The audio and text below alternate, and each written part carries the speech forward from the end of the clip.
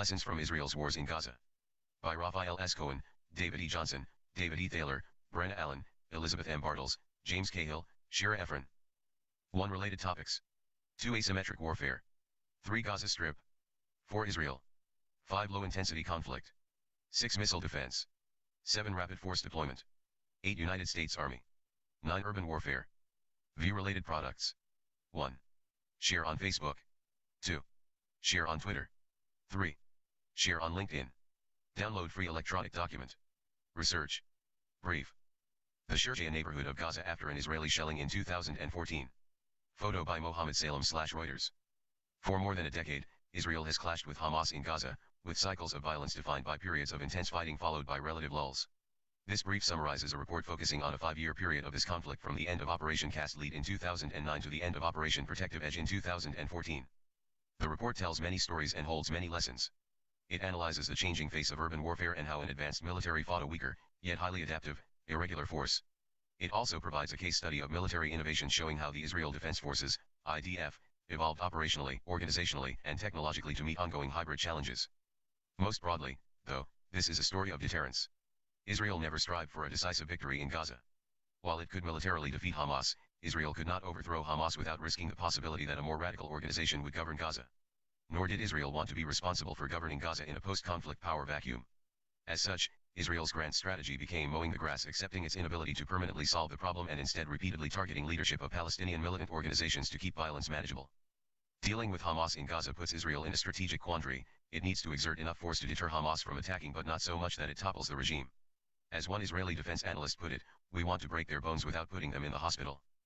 While this story is about one country, Israel, dealing with one foe, it has broader applicability. The IDF's experiences in Gaza offer valuable lessons about using different types of military technology and operational concepts, conducting urban combat under intense legal and public scrutiny, and deterring non-state actors. Aerial view of the Gaza Strip. With a population of 1.87 million Palestinians, or roughly 3 times the population of Washington, D.C., the Gaza Strip is one of the most densely populated areas in the world. 1. Israeli developed area, civilian, beyond the 1950 armistice line. 2. Oslo-defined Israeli settlement zone. 3. Oslo-defined yellow area, Israeli security control, Palestinian civil control. 4. Oslo-defined military installation area. 5. UNRWA refugee camp. 6. Palestinian populated area. Gaza. Some context. Following the Six-Day War in 1967, when Israel captured Gaza and placed it under military administration, Israel has engaged in an ongoing struggle with Palestinians as it developed settlements there. Over time, that struggle led to the First Intifada, a Palestinian uprising over Israeli occupation that lasted from 1987 to 1993, and the emergence of Hamas, the militant Islamist group that governs Gaza today. Hamas grew in power as leftist secular groups, such as Fatah and the Palestinian Liberation Organization, PLO, lost influence.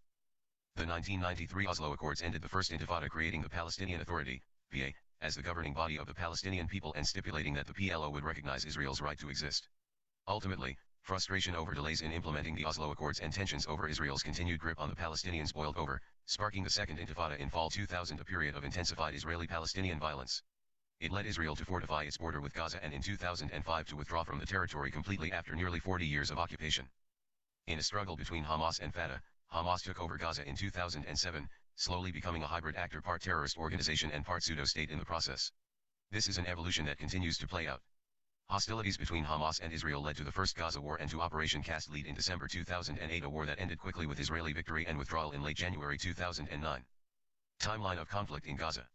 The focus of the RAND study was on the 5-year period between the end of Operation Cast Lead in 2009 and the end of Operation Protective Edge in August 2014. Operation Pillar of Defense. For 20 months after Operation Cast Lead, tensions between Israel and Hamas continued to escalate. Between November 11 and 13, 2012, more than 200 rockets and a number of mortar rounds were fired into Israel from Gaza, wounding dozens of civilians and damaging property. Finally, on November 14, Israel launched Operation Pillar of Defense, with the targeted killing of Hamas military chief Ahmed Jabari and pinpoint attacks against other targets. Over the 8-day conflict, Hamas and Palestinian Islamic Jihad, PIJ, fired more than 1,456 rockets into Israel, hitting Tel Aviv for the first time since Iraqi Scud attacks during the 1991 Gulf War. In response, the Israeli Air Force struck more than 1,500 targets in Gaza, including rocket launchers, weapon stocks, and Hamas government infrastructure. Israel mobilized 57,000 reservists and deployed ground forces along Gaza's border, but the ground incursion never occurred. On November 21, 2012, a ceasefire brokered by Mohammed Morsi's Muslim Brotherhood-led Egyptian government went into effect. Timeline for Operation Pillar of Defense. Operation Protective Edge. For a while, Israel and Gaza enjoyed a period of relative calm. But by 2014, Hamas faced strong economic and political pressure. Egypt's new president, Abdel Fattah al-Sisi, viewed Hamas as allied with his arch-nemesis, the Muslim Brotherhood, and closed down smuggling tunnels from Egypt to Gaza, denying Hamas one of its key revenue sources. Ultimately, this mixture of political and economic pressures sparked increasing levels of violence. This violence, in turn, led to Operation Protective Edge, which began on July 8, 2014, and consisted of 3 phases. The first was an air campaign, July 8 to 16, that looked similar to Pillar of Defense, with Israel targeting Hamas militants and infrastructure. However, the air campaign alone could not destroy Hamas's tunnel network, so, in a second phase, Israel launched a ground incursion, July 17 to August 4.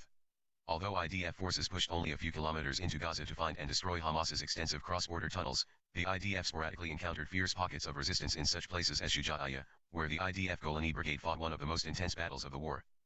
After 2 weeks of operations, the IDF withdrew, and Protective Edge entered its final finishing phase, August 5 to 26, that was marked by a series of temporary ceasefires broken by airstrikes and rocket fire. Aftermath. Damage assessment in Gaza. Satellite-based damage assessment of the Gaza Strip. The density of dots also testifies to the intensity of the fighting inherent in tunnel warfare. Protective Edge took a toll in both blood and treasure. On the Israeli side, at least 66 soldiers and 6 civilians died in the conflict.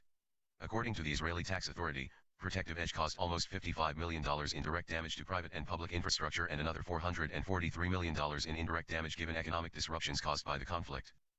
On the Palestinian side, the United Nations, UN, estimated the number of Palestinian deaths at 2,133, of whom 1,489 were civilians, a point that Hamas used to advance its legal and international claim that Israel used disproportionate force.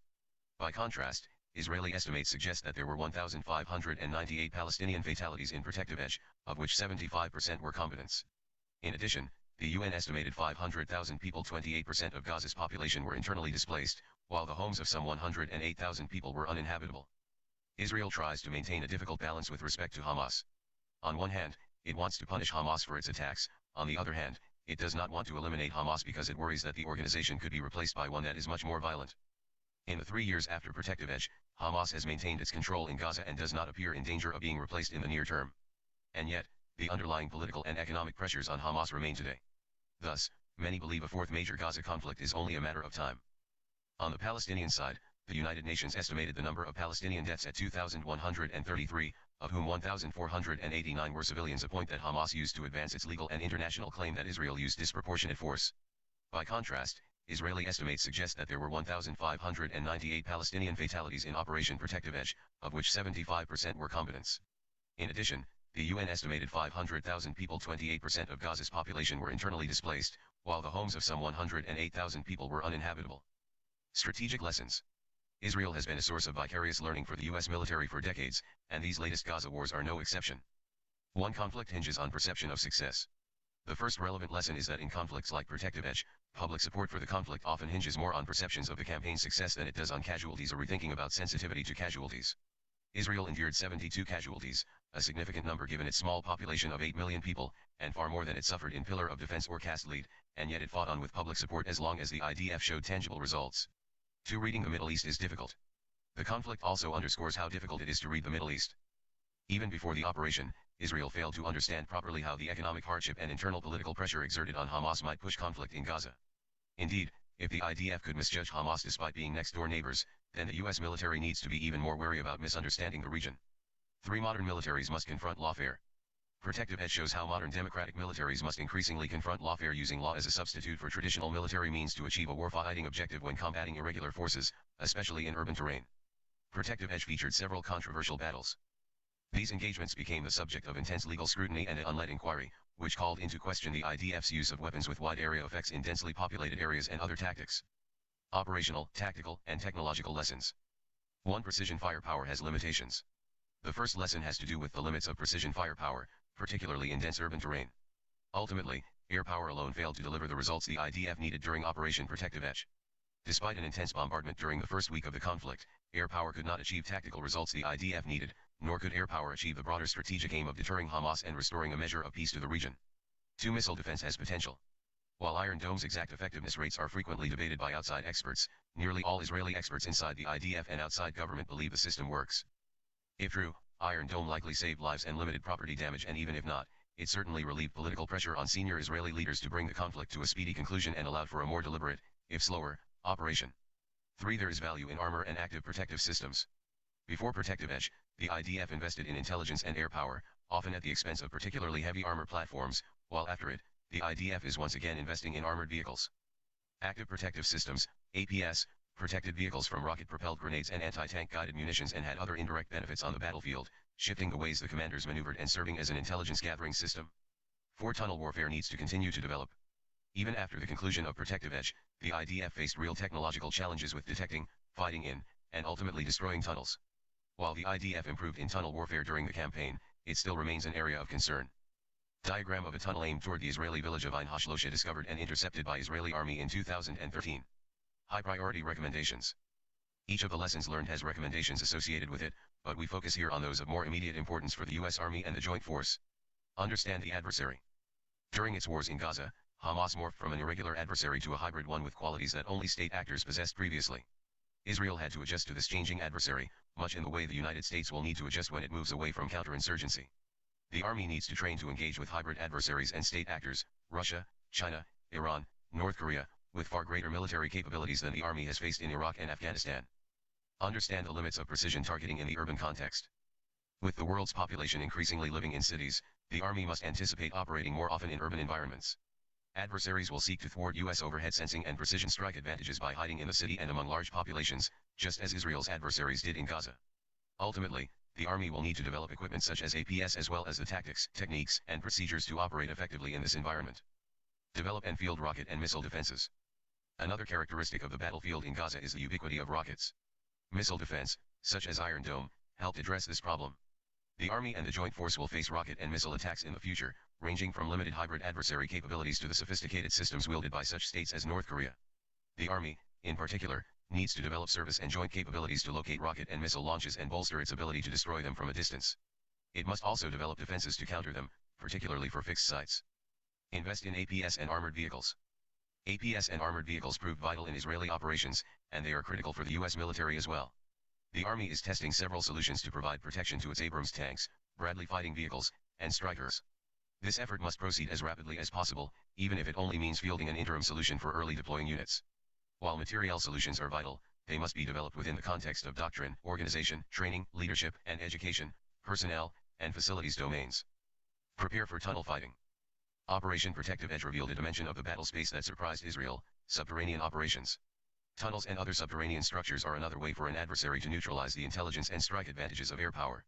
Countering tunneling tactics requires ground forces. The Army needs to understand the implications of subterranean operations across the domains of doctrine, organization, training, materiel, leadership, and education, personnel, and facilities. Final thoughts. There are obvious differences between the security challenges that the United States and Israel face. Still, the two nations have a long history of learning from each other, particularly in understanding when the nature of conflict is changing. Indeed, the 1973 Yom Kippur War was a key catalyst in the development of air-land battle and many of the key weapon systems still in the U.S. Army's arsenal. Today, the Army and the Joint Force need to continue to learn from IDF's challenges and successes and use those lessons to identify gaps in their own approaches. In particular, they must communicate those gaps with urgency to policymakers, given the potential these gaps have to upend future strategies against competent, well-armed, hybrid adversaries.